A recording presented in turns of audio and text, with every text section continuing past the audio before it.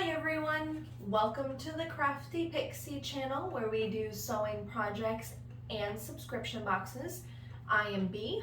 Whether you are new or old to this channel, thank you so much for stopping by. It is wonderful to have you. Really is. You guys are awesome. I hope everybody is doing well in their own little corner of the world. I see you. I hope everything is good. I appreciate you very, very much.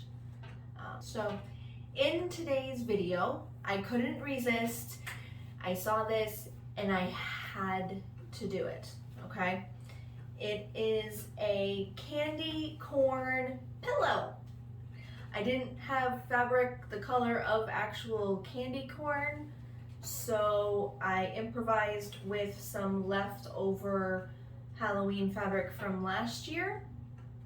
These were the trick-or-treat bags, and this was the reversible tree skirt for Halloween tree and Christmas tree. I think it came out really, really cute. My kids have already tried to steal this more than once from the couch. This is very beginner friendly. There's no hardware involved whatsoever. So if you are learning to sew or are teaching someone to sew, you know, a teenager, preteen, maybe even a kid, this is a great project for you.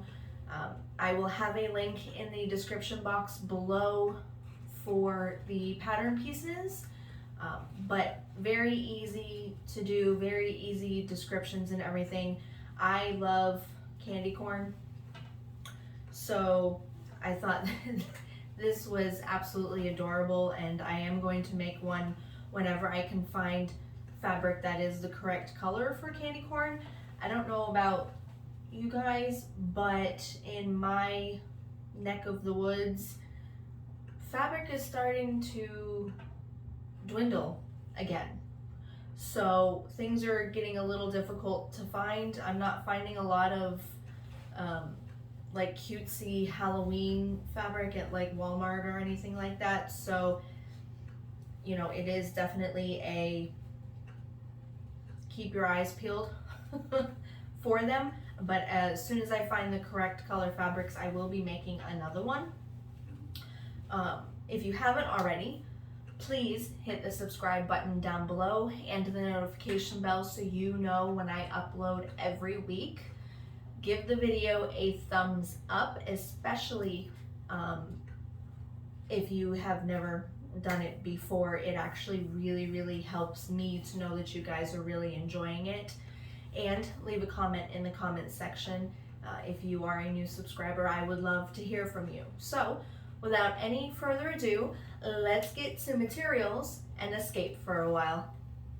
For this project, you are going to need the pattern pieces along with the coordinating fabric that you're using. Make sure you do cut mirrored images because you're doing the front and the back. You're going to need a marking tool.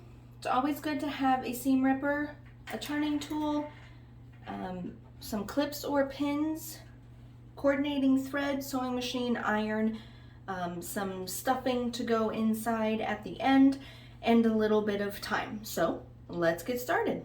Before we do anything, you really want to make sure that you transfer your alignment notches where it says to on the pattern pieces. This is a very important thing to be able to align things correctly. So what we're going to do is we're going to take your top and middle piece first. And with those, of course, you have two pieces of fabric each, one for the back and one for the front. And what you're going to do is you are going to align right sides together, and you're going to align the edge of the fabric. I don't know if you can see it very well. The edge of the middle fabric to the alignment notch on your top piece of fabric. You are going to have overhang, that is fine. It'll align itself out once we sew. So that is aligned. Go ahead and clip. This is a fun project.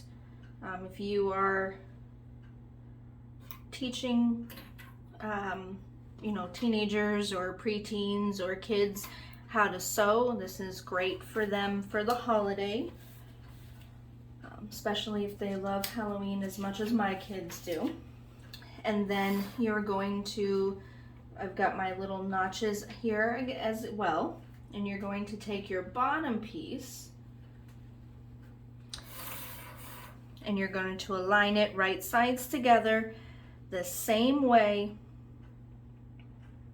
lining up the edges with the notches, and then you're going to clip. You're going to do this to both sides. Once you've done it to both sides, you're going to go ahead and take this over to the sewing machine, and with a 1/2 inch seam allowance, you're going to sew where you have clipped. Make sure you backstitch at the beginning and at the end. And then when you are done, we're going to give it a nice press. So I'm going to do that and I will be right back. With your seams done, I went ahead and cut the seam allowance down to 1/4 inch. And then we're going to open it up. Look at that. I know it's not a traditional candy corn, but it's still the candy corn shape, and really like it. So what we're going to do now is we're going to iron the seams facing down. So you just fold the seam and iron just like that.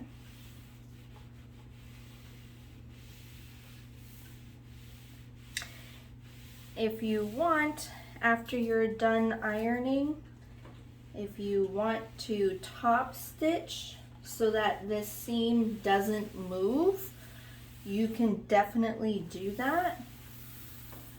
I haven't decided if I'm going to or not.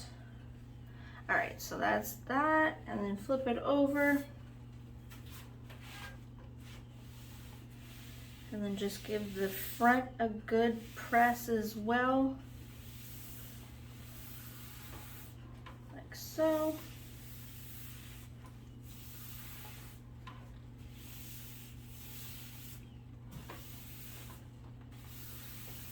All right, just like that. Yeah, if you want, you can go ahead and top stitch right along, you know, 1/8 inch seam allowance, 3mm stitch length all the way across all 4 of your seams. I'm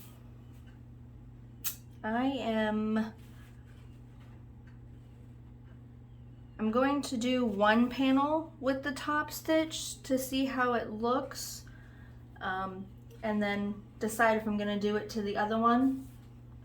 So I'm going to go do the top stitching on this panel to see how it looks, and then we'll figure that out from there. All right, I'll be right back. Here is our 2 halves. Aren't they? This is going to be so cute. I know it's not traditional candy corn, but it's the candy corn shape. I love this. Okay, so now we're going to lay one piece right side up and the other piece right side down. You're gonna line up all edges. Should line up pretty evenly all the way around. You might have a little bit of overhang, but not too much. Now here at the bottom, you're going to leave, I don't know, 3-inch opening right here.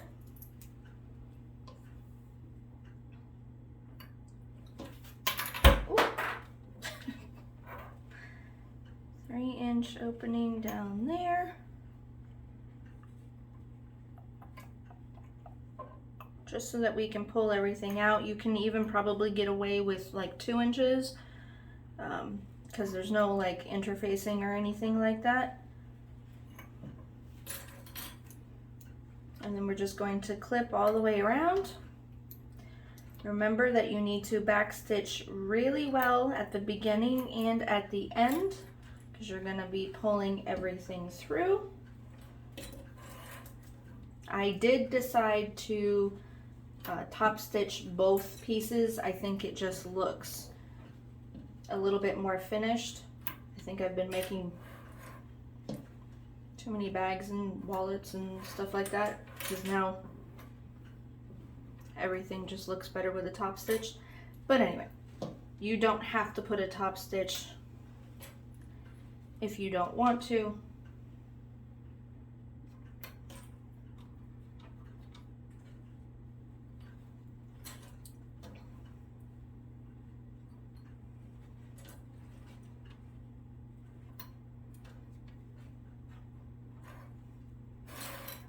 And again, you are going to stitch at a 1/2 inch seam allowance all the way around. Be careful, there's a little bit of a curve. It's not too much. As long as you go slow, you should be just fine. Make sure you do not sew right here. Backstitch really well at the beginning and at the end. Once you are done that, you can go ahead and cut your seam allowance down to, you know, like a 1/4 inch. But do not cut the seam allowance right here because you have to turn it inside out and you're going to have to stitch it when you're done.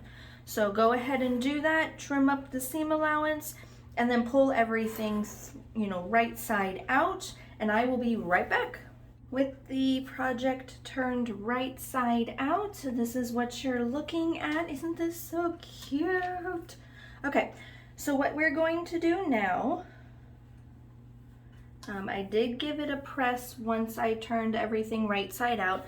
Now you're just going to take your like polyester packing flex fill or any kind of fluff. What I learned is if you pull it apart and make it fluffy, it packs better. And then you just pack it in. Do not overstuff. It can distort the appearance of the pillow, and then you'll end up losing the whole candy corn effect. But just fill it all the way up. It's gonna take you a minute and it's okay. And then once you're done, you're just going to take a needle and thread and blind stitch your opening shut. Okay, so I'm going to go ahead and finish filling this and I will be right back. And voila, you are done. Don't overstuff it too much because it kind of changes the way it's shaped. It's not supposed to be a huge pillow, but this is adorable for a couch or a, you know, a little love seat or anything like that. Don't forget to hit that subscribe button and the notification bell, leave a comment in the comment section, and give the video a thumbs up. Until next time, see ya!